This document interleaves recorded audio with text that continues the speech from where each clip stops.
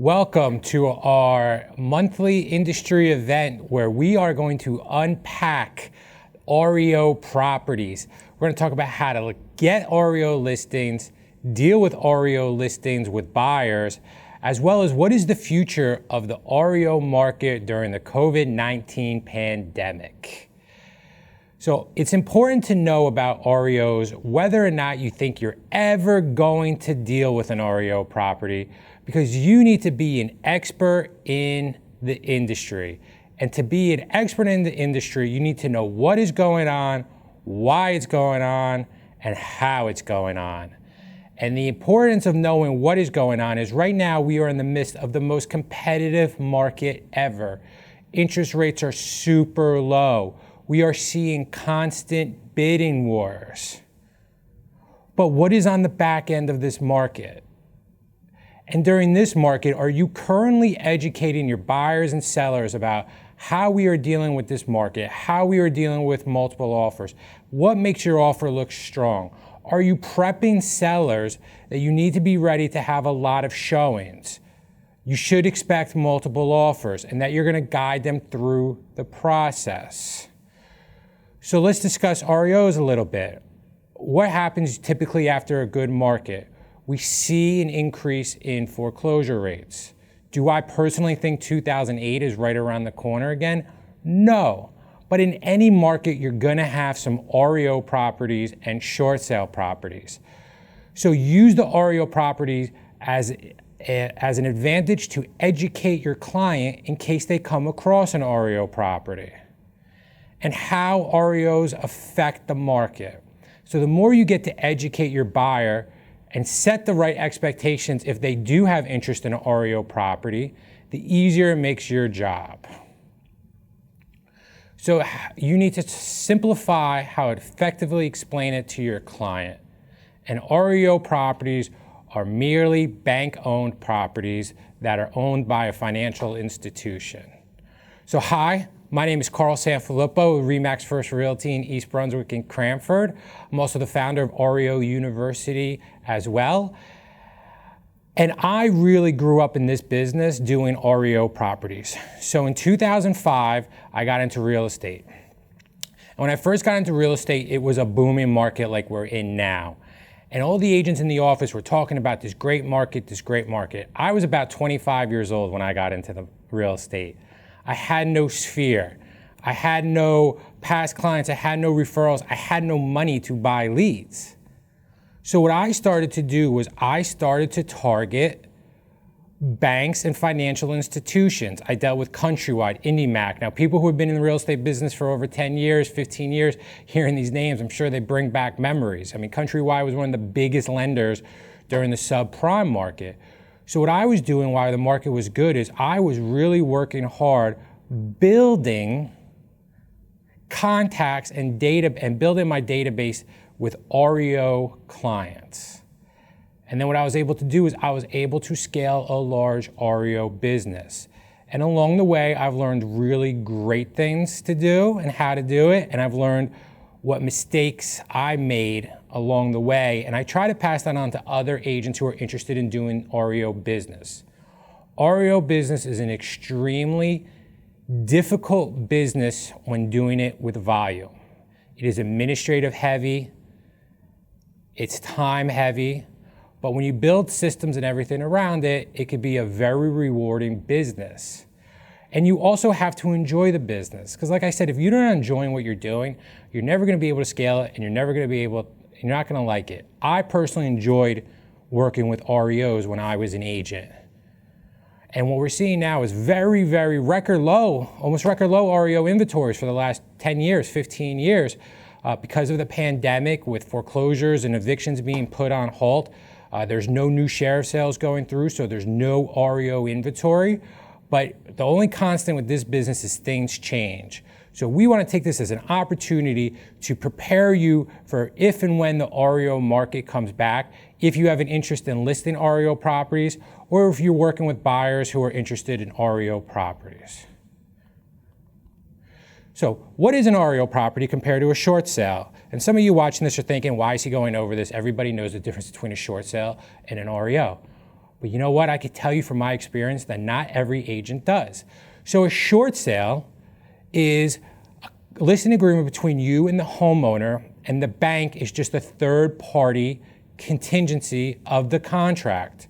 So typically the homeowner owes less than what the house is worth, and they're trying to sell the property because of a hardship. So you put the house on the market, you get contracts, you get them signed by the seller, you send them to the bank, and you're asking for the bank to approve the short sale. If they approve it, you have to clear title, property goes to closing. With an REO, it's the opposite side of the foreclosure process. So REO properties is, if somebody is behind on the mortgage, it goes to sheriff's sale. An investor doesn't buy the property at sheriff's sale. It goes back to the financial institution, the asset management company, the bank, and then they select a realtor like myself to list, market, and manage that property. And that's huge difference, is doing the property management, which you don't get paid extra for, and managing the property for the bank to closing. And that's why it's important to have good systems and a skill set to be able to handle REO properties. So here, this is from late 2020. This is the map of the United States and the foreclosure rates. And if you see on this map, the darker shade blue has the higher foreclosure rates. New Jersey, which pre-COVID was between 1 and 3 in foreclosure rates, are now in the top 10.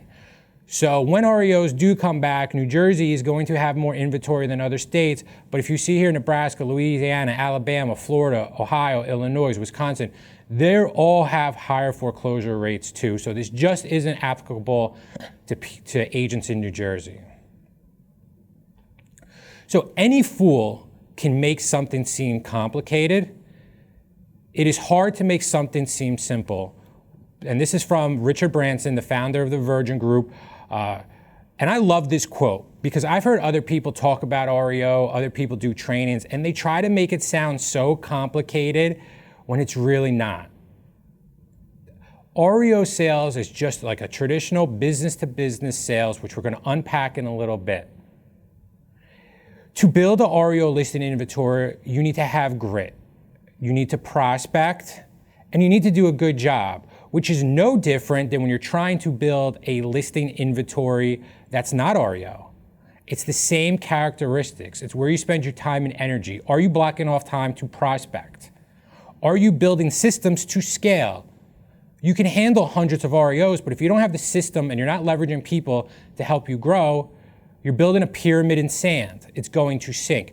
Just like your regular residential business. A lot of agents hit hurdles in their residential business because they don't have help and support that they can leverage to grow. So we're gonna add a little twist to today's training, is we are gonna be interviewing John Schwartz, who is one of the biggest REO agents in New Jersey and in the country.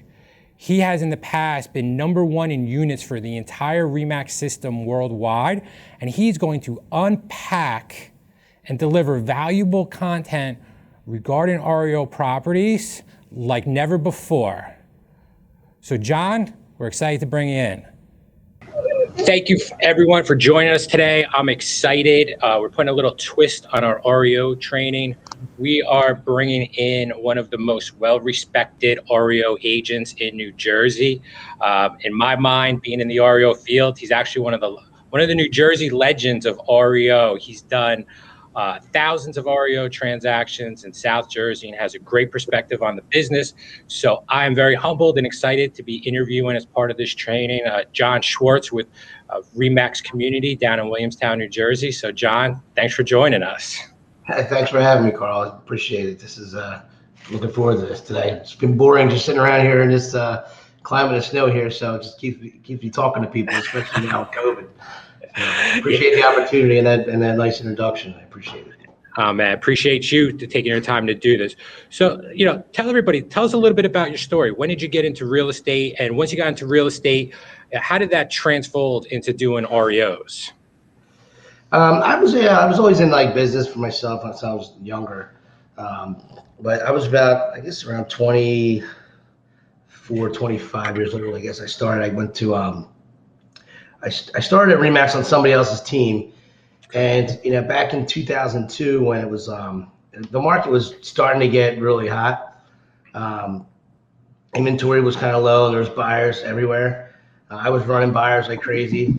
Um, not doing it for before that, it didn't seem like work, like a real job when I had a real job Right. before. Even though it was like everybody thought I was crazy, I was running buyers left and right. I was working, by everybody else's standards, my tail off. But to me, it didn't feel like work. So, and there was a lot of investors around, but not a lot of, really not the agents. It was like, the trend was kind of new. The MLS was new. The computer MLS, and a lot of the older agents that were around for a while didn't really know how to use it that much. I mean, we were faxing offers and stuff like that. So, Right. took advantage of that. Started, and I dealt with a lot of investors who are buying and flipping properties. So I got to be on the buy side of the REO, a lot of times, which I learned it from. I learned it that way. And we just rode that market when it got really good. And then, if you remember 2008, when all the banks started closing and things like that, so taking warehouse lines, and the market, they started to go short sale market. Yeah. I hated short sales. I absolutely hated them. We dealt with the ones we had to deal with, but I kind of saw the REO curve coming ahead around the corner. So when it was a little slower, instead of running around getting short sales, I said, let me just start like applying to all these banks I can and just try to get in with them and do things, that way, and so when it does come around, I'd be ready for it, and I can start doing that stuff. I was about 2008, so I've been really, since then, I've been, doing we cranked it up pretty good. And then, here we are now. We're right back to it's kind of dead again. But Well, it's funny you bring up 2008. I remember I was out to dinner with my dad, and I was dealing with a bank called IndyMac at the time as one of my REO clients.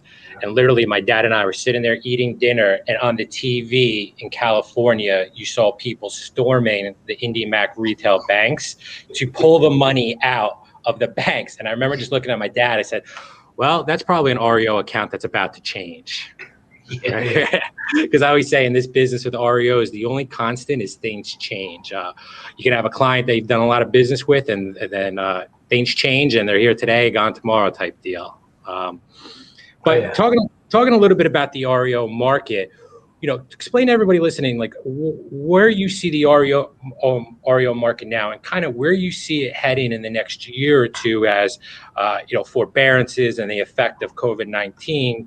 Because right now we're in such a hot market, probably one of the most competitive markets ever when we're recording this. I mean, where do you see it kind of rolling out in the next 2 years? I see a lot of parallels to 2008. And where it started really REO started coming around was 2010 and 11. But I see a lot of forbearance. And right now, I mean, I read some stats. I mean, you never know the real numbers because whoever's putting them out there. But I've seen stats where like 80% of people are in some sort of forbearance agreement or not paying mortgages. And then there was defaults before that. The default rates were starting to go up back before even COVID, which was bizarre. Because I remember we were starting to see stats were coming out back in March that people were like 90 days behind. So that's defaults from before the COVID shutdown. And then, all these people in forbearances, and once these things come,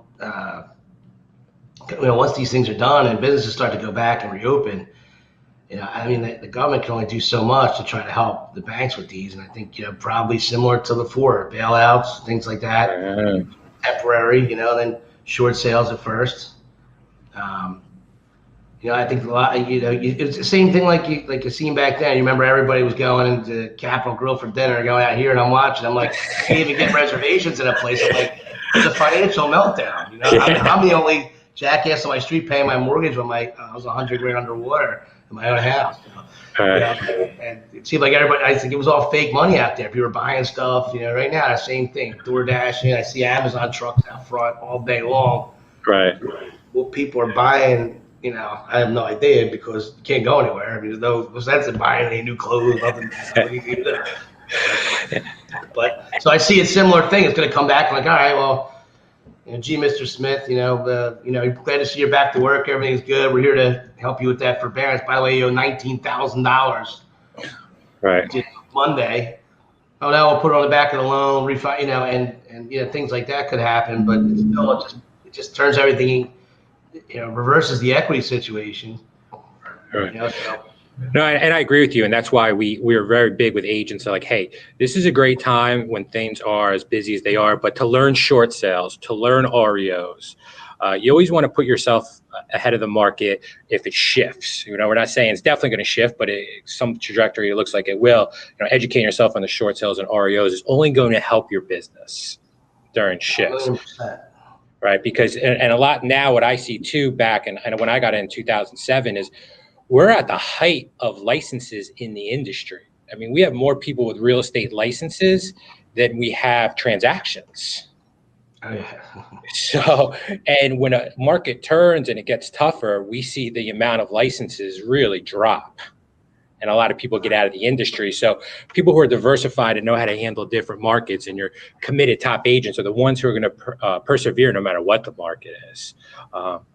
So transitioning into that, I love how you said you started your career with working with a lot of investors and dealing with REOs, because I know there's a lot of agents now watching this who are in that similar position. What advice do you have for buyer's agents trying to deal with short sales and REOs? And what makes the REO sale from a buyer's agent perspective different than a traditional sale? So I'll start with the REO first. It's a totally 100% different transaction than a regular real estate transaction. When you're dealing with another agent, it's not that the agent has very little say in what goes on with offers or anything like that. They have very little. Little they can do to help your offer or not, and they have very little info on the property. There's no seller's disclosures. There's no, the banks don't work nights and weekends. I can't tell you how many times I'll get an offer from an agent on a Saturday morning, and they're just calling me. They want to get it in first, and I'm like, they're not even seeing it. I mean, I'm not even putting it in until Monday because they're not going to see it till Monday. There will be 47 of them, and I have to put them all in because if I don't, the buyer, contacts the bank and they find out, they come back on me. Everything's 100% as is. I always tell them, if I have a buyer that doesn't know, I try to educate as much as I can, but I can't tell you how many times they come off angry or if they don't understand. It's just a totally different business. Right. I'm like, listen, you're buying a cup of coffee. When you go to Wawa, you get a cup of coffee, you walk outside with the coffee, that's exactly what you get. You gave the money, you get that property.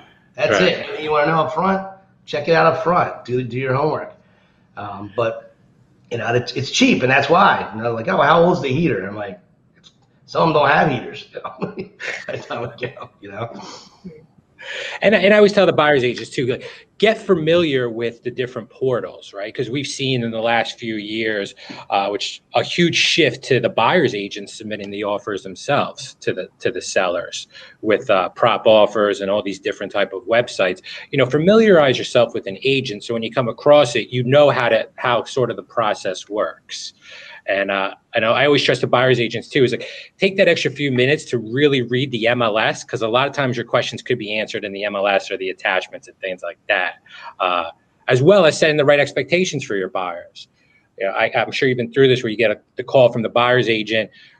What's the response? What happened to my offer? Set that expectation to your seller. It might take 72 hours to get a response from your offer, and setting the expectations with your buyer, whether it's an REO sale or a traditional sale, makes your life as a buyer's agent a lot easier. Yeah, sometimes, it could be a week. Right. And I would say, like, the buyer's agent, the first thing is be nice, understand if you don't know, ask somebody else that a friend or a broker, because I can't tell you how many times when they don't know, they don't get it, they just get angry and frustrated, and then it's like, that message just, I always say in real estate, you're not selling your house at all. You're not selling the house for your client. You're selling yourself. So I don't care how pretty your offer is. If you're ignorant and you're not real professional to me when you present it to me, and I have 6 other ones and they're all the same, yours is at the bottom of the pile. It will be. You don't want to work with somebody that doesn't. You're just advertising. Hey, I don't know what to do here, and I'm going to frustrate you through a transaction, which will frustrate my asset manager and make me look bad. So it's important to just be nice and present everything right and draw it up right. And you're 100% right about the MLS.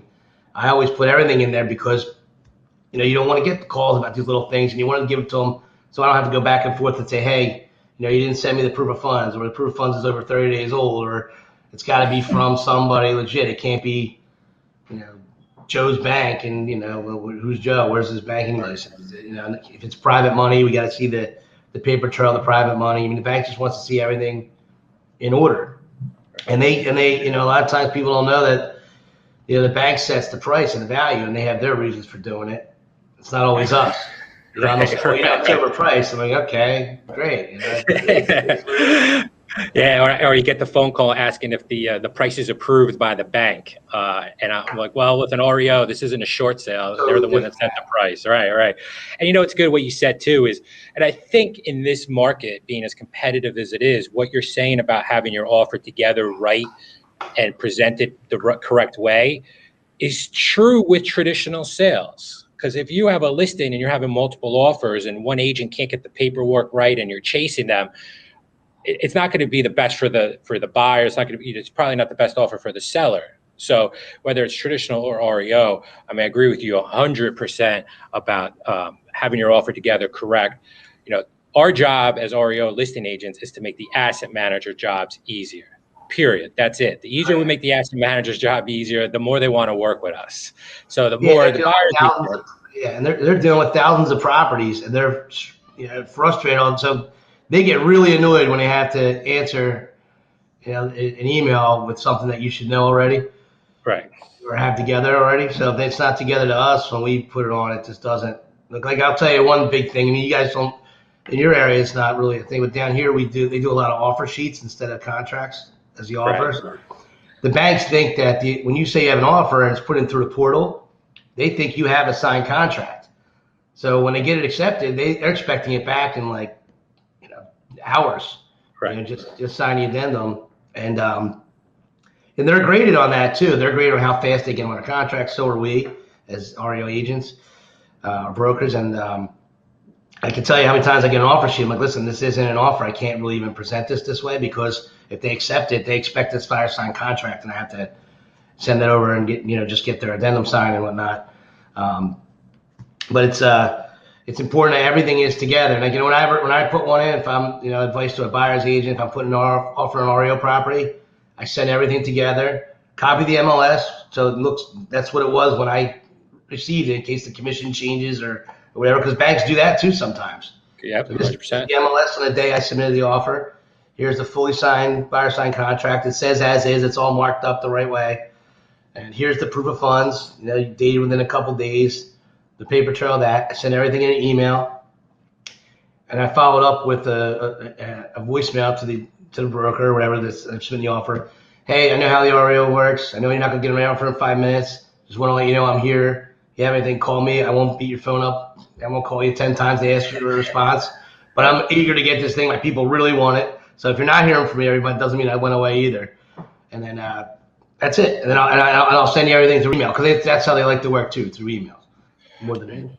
Yeah, no, 100%. And I always say too, with the banks, a lot of people will push me as the agent on, they want certain answers. I always say, listen, I know what you're saying makes sense to you, but that's not how the bank's process is. And sometimes I say the bank's not always the most logical, but the bank has their step and process, and you have to follow that. And if you want the property, you have to follow that process. Because with bank addendums, a lot of times agents start questioning things and they want a lot of changes. And I say, this is a bank addendum that spreads through 50 states, through the whole country. It's not going to get changed. If you want to move forward, this is the way to move forward. So yeah, the more of educating the buyer's agent, and I know I've dealt with agents repeatedly who really get the process, and I see their offer get accepted, I feel a little relieved that I'm working with somebody who really gets the process. 100%.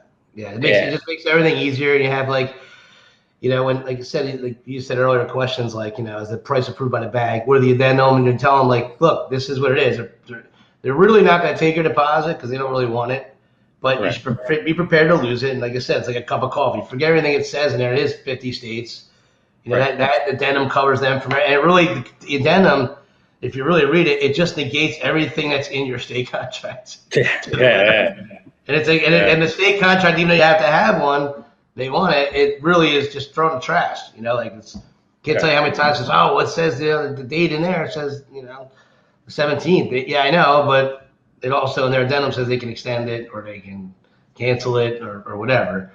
And And John, at the end of the day, the seller is a seller that is motivated to sell the property. So if the buyer is motivated to buy it, it usually will come together. Yeah, and once it's under contract, and yeah, you just write out the process. As long as you understand, like I said, like a cup of coffee, no standards. You might get burnt by it, it might be fine, might be warm, might be cold, but you bought it. I take it back, that's it. So let me ask you, so people who are watching this who have some type of interest in getting into REO, and I'll share my story real quick, what I did to get into REO. It was back in 2007, before 2008 crisis. I would literally go every Monday to a sheriff sale, Tuesday to a sheriff sale, Wednesday to a sheriff sale based on the county, and I would physically track the sales. And then what I would do is I would literally call the 1-800 number, like 1-800 countrywide. And I would go through the phone, I would make contact with the asset manager, build relationships. I would scout properties that would go get foreclosed on, send it to, once I had the asset manager's contact information. And that's really kind of how I built my REO business, was through just a lot of grassroots kind of business to business sales. Getting past the gatekeeper, getting to the decision maker, things like that. So anyone listening here who's thinking, REO might be something I want to do. And what I find is some agents, when they really find out everything that goes into being an REO listing agent, decide they don't want to do it. And we get into that a little bit more. But what kind of advice do you have somebody who's thinking about maybe listing some REO properties? So what I did, similar like what you did, I just kind of hit the pavement. I mean, I went through all my old transactions that I did, the flips of my old investors, and read the addendums and got the addresses and phone numbers that way through people. Smart. So I had emails, and I just started going back and applying to those those companies like that. And some of them knew my name from other deals, from being on the buyer side. Okay. Because there was a couple, there was a couple REO brokers I dealt with back then. Back then it was less of them. And they would have a lot of properties, and he liked working together because I kept it simple. We did, and we built a relationship. So I was always looking for their properties. I would go and find an investor to buy them. But it's totally different than if you like the retail aspect of real estate, meeting the people at the houses and talking to them and helping solve problems for homeowners and stuff like that. It's probably not for those people because it's more of just like a regular running a business. If you like numbers and investing and like, solving problems, but it's very corporate. If you like that stuff, then you'll love it because there isn't a lot of nights and weekends. You want to go on vacation, you can. You don't have anybody calling you upset. Sometimes people will be like, I can't sell my house for that. I raised my kids here. Well, that's not a problem I can solve. Yeah. It's like, bank's like, what's it going to take? We've been on the market 30 days. What's the number? And you can give them, it's all dollars and cents. And you back it up with data. It's easy. Then dealing with somebody's personal issue, either a divorce or something like that, you can get caught into. Some people like solving those problems. I do sometimes, but if I had my choice, I'd rather do the REO stuff because it just keeps everything. It's very business. It's very, when it's flowing, it's nice, it's steady, and it just takes the anxiety of a lot of things. Because you're not dealing with as many personalities. Right. No, I love that though, how you went back through the addendums and some of the stuff they did on the buy side. And I think that's just shows you there's no secret pill on how to become a REO listing agent. I see people doing a ton of BPOs in a hope to get an REO listing assignment. That was really never my strategy because I felt like you can spend your time a lot better, but it's just like everything else. You want to build a business, whether it's REO, traditional sales, you got to prospect, you got to make the connections, you got to prove yourself, and then you got to perform to be able to grow upon it. So I always say it's very parallel to the REO, even to like your regular residential building a big business is the prospect. And so I love hearing that, how you went back through the addendums and stuff, because I never even thought of that. That's great. So you start getting some REO assignments, you build in the relationships, talk a little bit about what's entail more of an REO than a traditional sale. What was your first hire to be able to handle some of the other aspects of the business that come along with the assignment, like the evictions and the property management? Talk about your first hire and a little bit about how you scaled to be able to handle a large inventory. So the first one it wasn't like a hire, but like I got with a really good preservation vendor. The really good ones, the ones that are out there, I'd say a smaller, than the big companies, not the big companies, but the smaller companies. They kind of know your job too. They get it. They work in there with you. So They can save you a lot of times or help you. So I can't tell you how many times like an eviction got changed, on a busy day, and I didn't get the memo, and the eviction's there and the guy's there, you know what I mean? But his name's John too, so he acts like he's me or the sheriff and save me while I got my butt over there, Right. So they understand your job, they understand the billing, that stuff's important because if the bill's not right, the 1099s are all those little things, the bank won't pay their invoices. Right. So the preservation vendor was good, and like you said, if you get stuck somewhere at times, I need photos or something. They work with you, they help you out. And then the first person I hired was like basically an admin, but I got somebody who was an appraiser assistant, which basically, she worked as an appraiser. The appraiser went out, did the stuff. She did basically the whole appraisals, and they knew value, knew how to pull comps, so the BPOs, which are the most time-consuming thing, she could do, the whole thing, basically just give it to me when it was done, but to review it. Right. And I'd say, all right, I don't like this comp, I don't like that. If I had to change it around, I QC it, and then we send it in. But that saved a ton of time.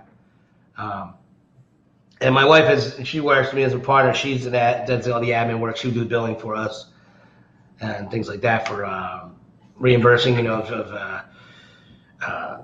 for expenses. But so basically, you're the bank's eyes and ears in the area. That's what they want you here for. So from start to finish, from when they acquire the property, you're in charge of, inspecting it, and let them know any repairs that are needed, or whether repairs are there there's repairs that you think will help make the value better. If there's repairs that are needed because there's a certain ordinance in the town, let's say the oil tank or something has to be pulled, whatever.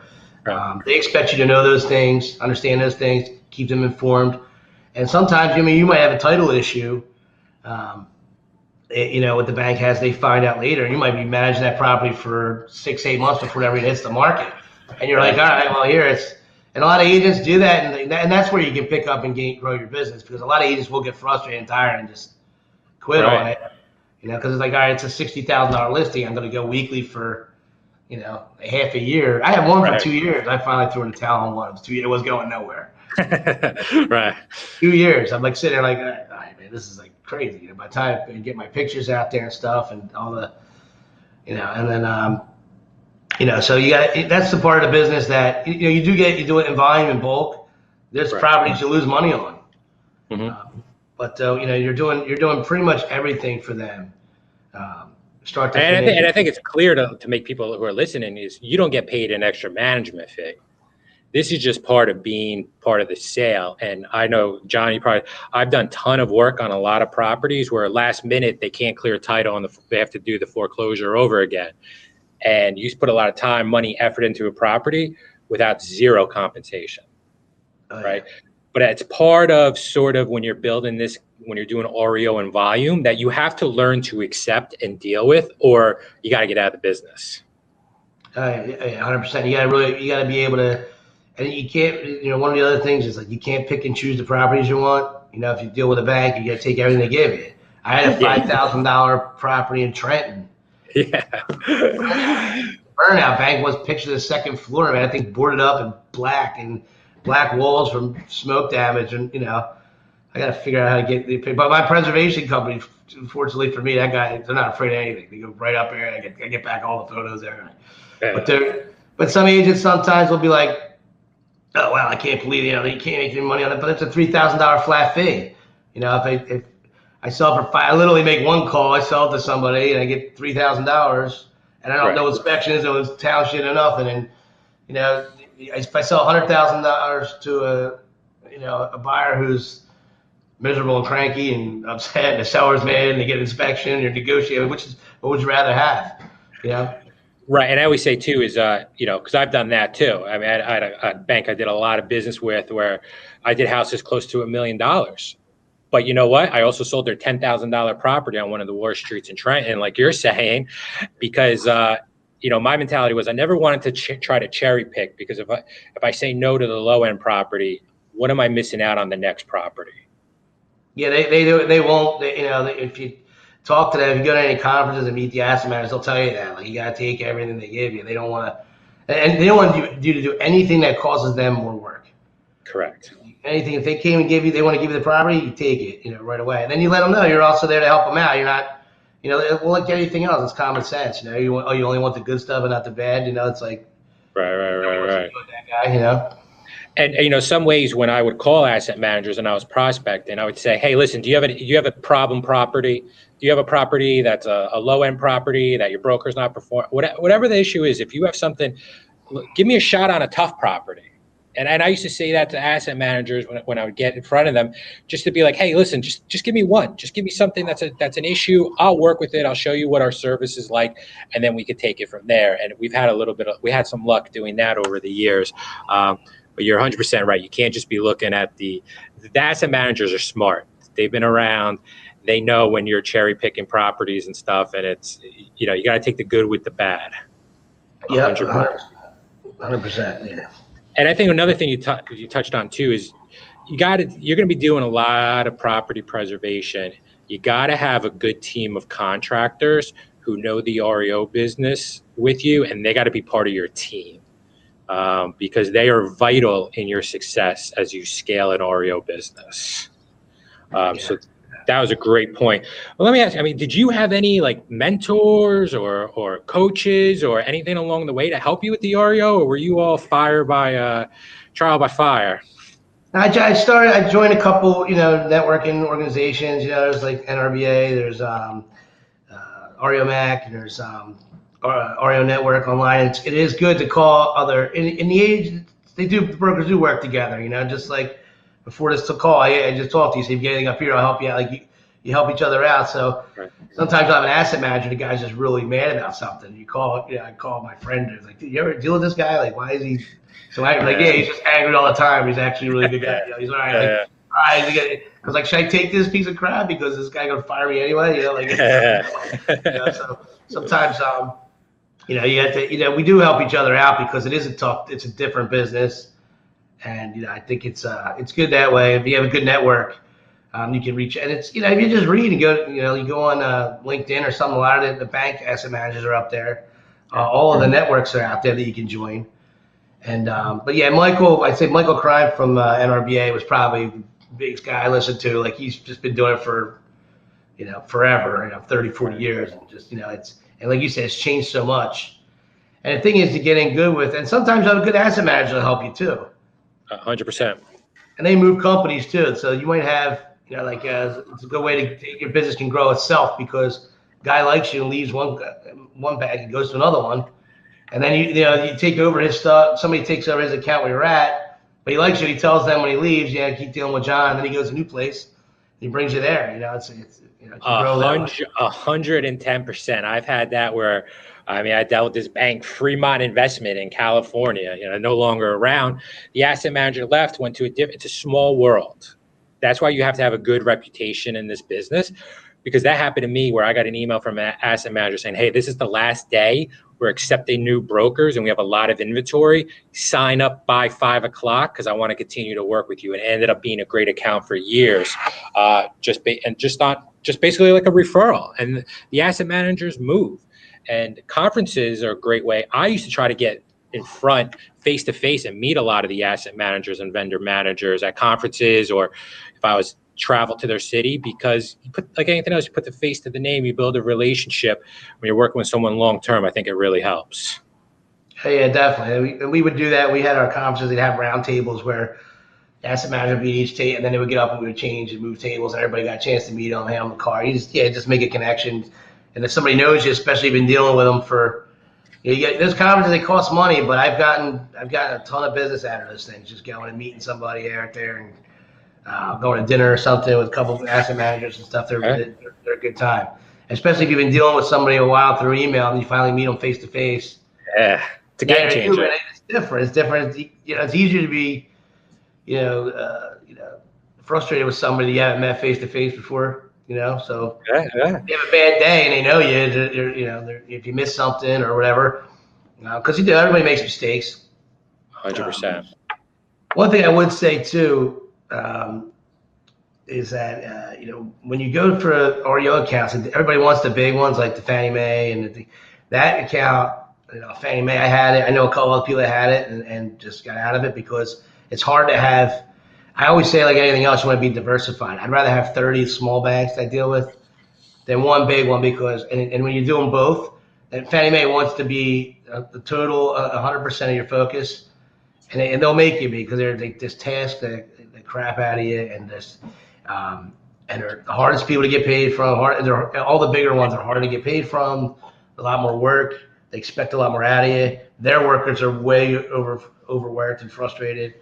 Right. And it's so much better to have a bunch of relationships with smaller places, in my opinion, anyway. I agree with you 110%. You can't put all your eggs in one basket because things change. I mean, I used to deal with Fannie Mae when they used to outsource their properties to different management companies, and then they brought it all in house.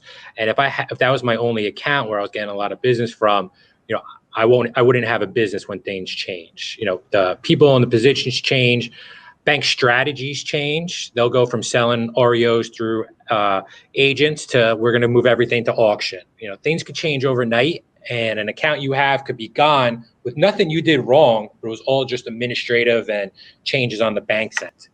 So I couldn't agree with you 100% more. I would rather have 30 smaller banks with a good flow of properties than just relying on one, you know, for less terms, a whale, where you're just eating off that one account. Yeah, you're right about what you said about strategies change. You know, other strategies are like fixed or repaired. You know, sometimes and people don't understand, like, well, why would they fix that though? Why would they fix it?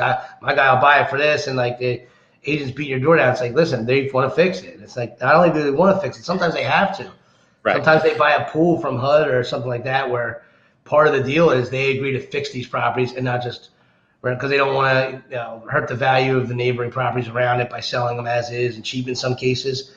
So sometimes there's initiatives where they get incentives from the government or whatever to buy a pool of non-performing assets and then turn them into repaired properties and sell them at retail. And some of them make no sense. I mean, it's crazy. But sometimes in neighborhoods, you know, you're worried about materials going in the front and coming out the back door. You know, but again, the banks have their own type of quotas and everything that they need to do. So you got to be flexible as an REO agent because, as John's alluded and we talked about, I mean, you can have an assignment. It could be occupied for a year. You could go through the eviction. You can then oversee the repairs. You might not get that market onto from the time you get the assignment to the day you hit the MLS, you might be a year and a half into it. And you have to understand that, and there's no compensation, and you're doing weekly pictures and everything else. And the reason I like to share this, and I asked John to share this stuff, is not to scare agents, but to give them a realistic outlook on what it's like to handle REO properties. You just don't get a listing agreement, put the house on the market, and that's it. If it was, it'd be a lot easier and a lot less administrative work. So just showing people the dots that you have to connect just to even get on the market could take years. John, so you really started doing in 2008 REOs. We're about time we're recording this about 12, 13 years later. What would you tell John of 2008?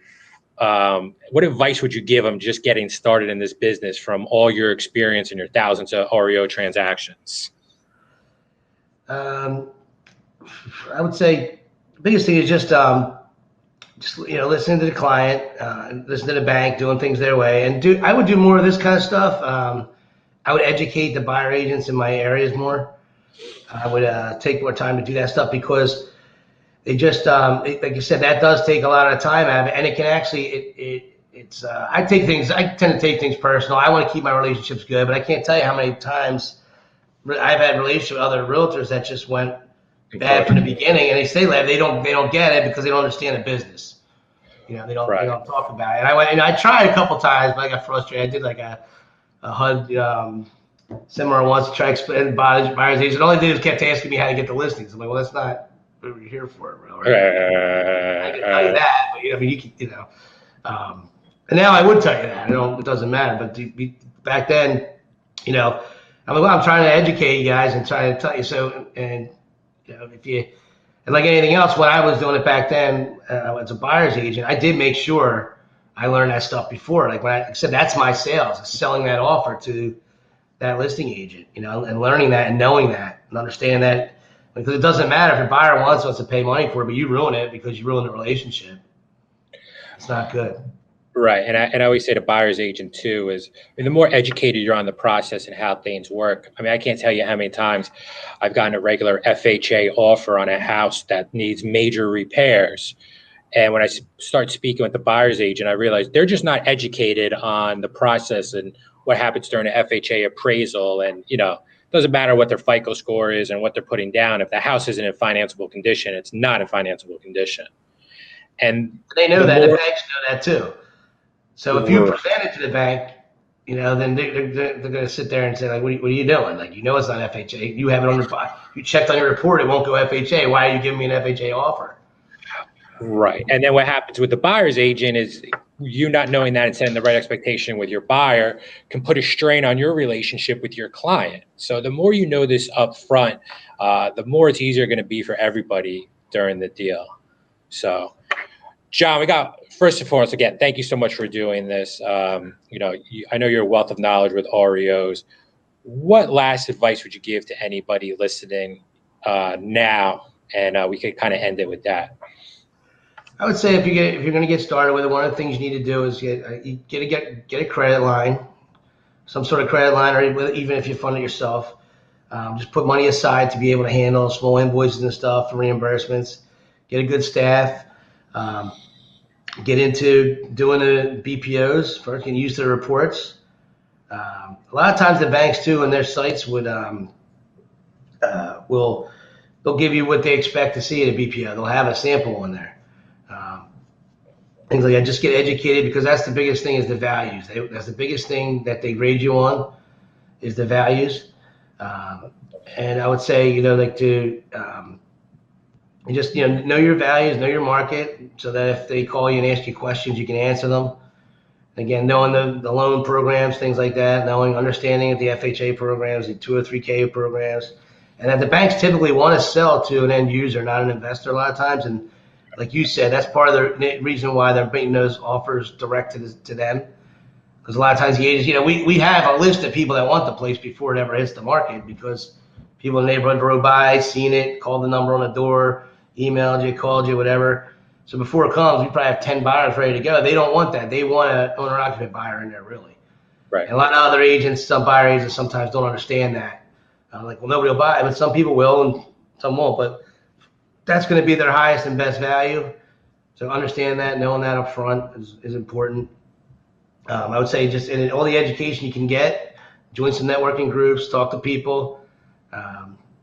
You know, that would be my biggest advice, to start when you're younger. You know, when I was new, I found it more like everything I learned I kept to myself. You know, I didn't want to share it, but if you share it, other people share it with you, and you don't have to go and just beat the path the hard way. You know.